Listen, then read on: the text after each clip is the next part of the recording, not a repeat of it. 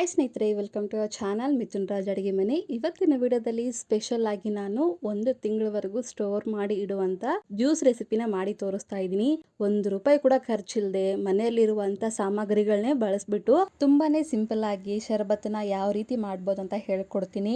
ಈ ಶರಬತ್ತನ್ನ ನಾವು ಫ್ರಿಡ್ಜ್ ಅಲ್ಲಿ 1 ತಿಂಗಳವರೆಗೂ ಸ್ಟೋರ್ ಮಾಡಿ ಇಟ್ಕೋಬಹುದು. ಕೇವಲ 2 ನಿಮಿಷದಲ್ಲಿ 50 ಗ್ಲಾಸ್ ಆದ್ರೂ ಶರಬತ್ತನ್ನ ಪಟಾಪಟ್ ಅಂತ ರೆಡಿ ಮಾಡ್ಬೋದು. ಅಷ್ಟು ಸಿಂಪಲ್ ರೆಸಿಪಿ. ಹೊರಗಡೆ ಸಿಗೋ ಶರಬತ್ ಆಗಿರ್ಲಿ, ಜ್ಯೂಸ್ ಆಗಿರ್ಲಿ ತುಂಬಾನೇ ಕಾಸ್ಟ್ಲಿ ಅಂತ ಹೇಳ್ಬೋದು. ಅದಕ್ಕೆ ಮನೆಯಲ್ಲೇ ಸಿಂಪಲ್ ಆಗಿ ಹೆಲ್ತಿಯಾಗಿ ಸಕ್ಕರೆ ಇಲ್ಲದೆ ಬೆಲ್ಲದಿಂದ ಮಾಡಿರುವಂತ ಶರಬತ್ನ ಮಾಡೋಣವಾ? ತಡ ಮಾಡದೆ ವಿಡಿಯೋ ಸ್ಟಾರ್ಟ್ ಮಾಡೋಣ. ಮೊದಲನೇದಾಗಿ 2 ಟೇಬಲ್ ಸ್ಪೂನ್ ಅಷ್ಟು ಸಬ್ಜಾ ಸೀಡ್ಸ್ ಅನ್ನ ಒಂದು ಬೌಲಲ್ಲಿ ಹಾಕಿ ನೀರ್ ಹಾಕಿ ನೆನೆಯೋಕೆ ಇಟ್ಟಿದ್ದೀನಿ. ನೆನೆಯೋಷ್ಟ್ರೊಳಗಡೆ ನಾವು ಇನ್ನೊಂದು ಪ್ರೊಸೆಸ್ ಮಾಡ್ಕೊಳ್ಳೋಣ. ನಂತರ ಒಂದು ಪಾತ್ರೆಯಲ್ಲಿ ಯಾವ್ದಾದ್ರೂ ಒಂದು ಕಪ್ಪಿನ ಅಳತೆಯಲ್ಲಿ 3 ಕಪ್ಪಿನಷ್ಟು ನಾನಿಲ್ಲಿ ನೀರು ಹಾಕ್ತಿದ್ದೀನಿ. ನಾರ್ಮಲ್ ಆಗಿ ನಾವು ಯೂಸ್ ಮಾಡುವಂತ ನೀರನ್ನೇ ಹಾಕ್ತಾ ಇದ್ದೀನಿ. ನೆಕ್ಸ್ಟ್ ಇಲ್ಲಿ ನೀಟಾಗಿ ತೊಳೆದಿರುವಂತ ಪುದೀನನ 1 ಹಿಡಿಯಷ್ಟು ಪುದೀನನ ಹಾಕ್ತಾ ಇದ್ದೀನಿ. ಹಾಕಿದ್ಮೇಲೆ ಗ್ಯಾಸ್ ಹಚ್ಬಿಟ್ಟು ಗ್ಯಾಸ್ ಮೇಲೆ ಇಟ್ಟು 5 ನಿಮಿಷದ ಕಾಲ ಇದನ್ನ ಚೆನ್ನಾಗಿ ಕುದಿಸ್ಕೋಬೇಕು. ಗ್ಯಾಸ್ ಅನ್ನ ಮೀಡಿಯಂ ಫ್ಲೇಮ್ ಅಲ್ಲಿ ಇಟ್ಕೊಂಡೆ ಕುದಿಸ್ಕೊಳ್ಳಿ. ಹೈ ಫ್ಲೇಮ್ ಅಲ್ಲಿ ಇಟ್ಟು ಕುದಿಸ್ಕೊಂಡ್ರೆ ಸೈಡ್ಗೆಲ್ಲ ಚೆಲ್ಲೋಗುತ್ತೆ. ಎಷ್ಟು ಚೆನ್ನಾಗಿ ಕುದಿಸ್ಕೊಂತೀವೋ ಅಷ್ಟು ಚೆನ್ನಾಗಿ ಫ್ಲೇವರ್ಫುಲ್ ಆಗಿ ಬರುತ್ತೆ. 5 ನಿಮಿಷ ಸಾಕು, ಅದಕ್ಕಿಂತ ಜಾಸ್ತಿ ಬೇಡ. ನೋಡಿದ್ರೆ ಎಷ್ಟು ಚೆನ್ನಾಗಿ ಕುದ್ದಿದೆ. ಕುದ್ದಿರುವಂತ ಪುದೀನನ ಒಂದು ಬೌಲಲ್ಲಿ ಹಾಕಿಟ್ಕೊಂತೀನಿ. ಬೇಕಿದ್ರೆ ಯೂಸ್ ಮಾಡ್ಕೊಳ್ಳಿ, ಇಲ್ಲಾಂದ್ರೆ ಬೇಡ. ನಮಗೆ ನೀರು ಮಾತ್ರ ಬೇಕು ಶರ್ಬತ್ ಮಾಡ್ಲಿಕ್ಕೆ. ಪುದೀನ ಸೊಪ್ಪನ್ನ ತೆಗ್ದಿರುವಂತ ನೀರು ಕೂಡ ರೆಡಿ ಆಗಿದೆ. ಇವಾಗ ಇದಕ್ಕೆ ಯಾವ ಕಪ್ಪಲ್ಲಿ ನಾವು ನೀರು ತಗೊಂಡಿರ್ತೀವಿ ನೋಡಿ, ಅದೇ ಕಪ್ಪಿನ ಅಳತೆಯಲ್ಲಿ ಫುಲ್ ಆಗಿ 1 ಕಪ್ ಅಷ್ಟು ಬೆಲ್ಲನ ತಗೊಂಡಿದ್ದೀನಿ. ಆರ್ಗ್ಯಾನಿಕ್ ಬೆಲ್ಲ ಆದ್ರೆ ಇನ್ನೂ ಹೆಲ್ತ್ಗೆ ಒಳ್ಳೇದಂತ ಹೇಳ್ಬೋದು. ಇದು ಮೀಡಿಯಂ ಫ್ಲೇಮ್ ಅಲ್ಲೇ ಇಟ್ಟು ಜಸ್ಟ್ ಬೆಲ್ಲನ ಕರ್ಗಿಸ್ಕೊಳ್ಳಿ. ಆಮೇಲೆ ಬೇಕಿದ್ರೆ ಪಾಕ ಮಾಡ್ಕೊಳ್ಳೋಣ. ಯಾಕಂದ್ರೆ ಬೆಲ್ಲದಲ್ಲಿ ಕಸ ಕಡ್ಡಿ ಇರುತ್ತಲ್ವ, ಅದಕ್ಕೋಸ್ಕರ ಫಿಲ್ಟರ್ ಮಾಡ್ತಾ ಇದ್ದೀನಿ.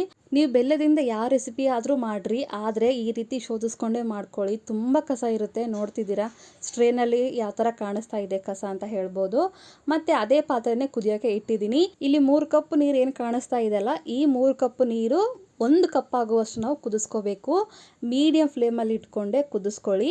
ಬೆಲ್ಲ ಪಾಕ ಅರ್ಧದಷ್ಟು ಆಗಿದೆ ಅನ್ನೋ ಟೈಮಲ್ಲಿ ಒಂದು ಅರ್ಧ ಸ್ಪೂನ್ ಅಷ್ಟು ಮೆಣಸಿನ ಪುಡಿ ಹಾಕ್ತಿದ್ದೀನಿ. ಒಂದು ಅರ್ಧ ಸ್ಪೂನ್ ಅಷ್ಟು ಗರಂ ಮಸಾಲ, 1/4 ಸ್ಪೂನ್ ಅಷ್ಟು ಉಪ್ಪು ಹಾಕ್ತಿದ್ದೀನಿ. ನಿಮ್ಮ ಹತ್ರ ಬ್ಲಾಕ್ ಸಾಲ್ಟ್ ಇದ್ರೆ ಅದನ್ನಾದ್ರೂ ಹಾಕೊಳ್ಳಿ, ಇಲ್ಲ ಅನ್ನೋರು ನಾರ್ಮಲ್ ಉಪ್ಪನ್ನೇ ಹಾಕೊಳ್ಳಿ, ನೋ ಪ್ರಾಬ್ಲಮ್. ಎಲ್ಲ ಹಾಕಿದ ಮೇಲೆ ನೀಟಾಗಿ ಕಲಿಸ್ಕೊಂತೀನಿ.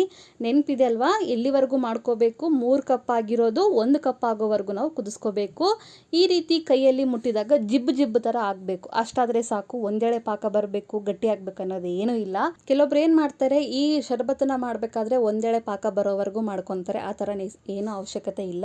ಬೆಲ್ಲದ ಪಾಕನ ಕೈಯಲ್ಲಿ ಮುಟ್ಟಿದಾಗ ಜಿಬ್ ಜಿಬ್ ತರ ಆದ್ಮೇಲೆ ಗ್ಯಾಸ್ ಅನ್ನ ಆಫ್ ಮಾಡ್ಕೊಂಡು ತಣ್ಣಗಾಗೋವರೆಗೂ ಬಿಡಬೇಕು. ತಣ್ಣಗಾದ್ಮೇಲೆ ಈ ರೀತಿ ಯಾವ್ದಾದ್ರು ಒಂದು ಗಾಜಿನ ಬಾಟಲ್ ಇರುತ್ತಲ್ವಾ, ಗಾಜಿಂದೇ ಅಂತಲ್ಲ, ಗಾಜಿಂದಾಗಿರ್ಬೋದು, ಸ್ಟೀಲಿಂದಾಗಿರ್ಬೋದು, ಅಥವಾ ಪ್ಲಾಸ್ಟಿಕ್ ಇಂದಾಗಿರ್ಬೋದು, ಯಾವ್ದಾದ್ರು ಒಂದ್ರಲ್ಲಿ ಹಾಕ್ಬಿಟ್ಟು ಇದನ್ನ ಫ್ರಿಡ್ಜ್ ಅಲ್ಲಿ 1 ತಿಂಗಳವರೆಗೂ ಸ್ಟೋರ್ ಮಾಡಿ ಇಟ್ಕೋಬಹುದು.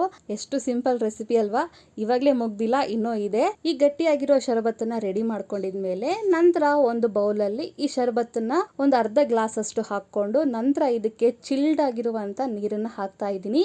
ನಿಮಗೆ ಕನ್ಸಿಸ್ಟೆನ್ಸಿ ತುಂಬಾ ನೀರಾಗಬೇಕಾ ಇಲ್ಲ ಸ್ವಲ್ಪ ಗಟ್ಟಿಯಾಗಬೇಕಾ ಅಂತ ನೋಡ್ಕೊಂಡು ಅಡ್ಜಸ್ಟ್ ಮಾಡ್ಕೊಂಡು ನೀವೇ ನೋಡ್ಕೊಳ್ಳಿ.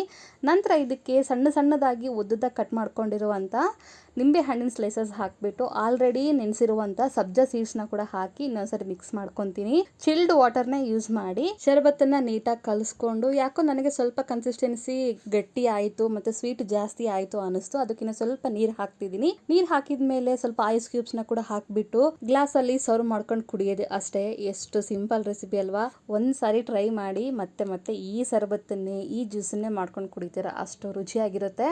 ಬೇಕಿದ್ರೆ ನೀವು ಈ ಜ್ಯೂಸಿಗೆ ಸ್ವಲ್ಪ ಪುದೀನ ಸೊಪ್ಪು ಹಾಕ್ಕೊಂಡು ಕೂಡ ಸರ್ವ್ ಮಾಡ್ಕೊಂಡ್ರೆ ಇನ್ನೂ ಚೆನ್ನಾಗಿರುತ್ತೆ. ಪುದೀನ ಫ್ಲೇವರು, ಬೆಲ್ಲದ ಫ್ಲೇವರು ಮತ್ತು ಮೆಣಸಿನ ಪುಡಿ ಎಲ್ಲವೂ ಸಖತ್ ಟೇಸ್ಟ್ ಅಂತ ಹೇಳ್ಬೋದು. ಒಂದ್ಸಾರಿ ಮಾಡಿ ನೋಡಿ, ಪ್ರತಿ ಸಾರಿ ಈ ರೆಸಿಪಿನೇ ಈ ಶರಬತ್ತನ್ನೇ ಮಾಡ್ಕೊಂಡು ಕುಡಿತೀರಾ, ಅಷ್ಟು ರುಚಿಯಾಗಿರುತ್ತೆ. ಈ ಶರಬತ್ತನ್ನ ಟ್ರೈ ಮಾಡ್ತೀರಾ ಅನ್ಕೊಂಡಿದ್ದೀನಿ. ಈ ವಿಡಿಯೋ ನಿಮಗೆ ಇಷ್ಟ ಆದರೆ ನನ್ನ ಚಾನಲ್ನ ಲೈಕ್, ಶೇರ್, ಕಮೆಂಟ್ ಮಾಡೋದನ್ನು ಮಾತ್ರ ಮರಿಬೇಡಿ. ಓಕೆನಾ? ಮುಂದಿನ ವಿಡಿಯೋದಲ್ಲಿ ಮತ್ತೆ ಸಿಗ್ತೀನಿ. ಅಲ್ಲಿವರೆಗೂ ಟೇಕ್ ಕೇರ್, ಬಾಯ್.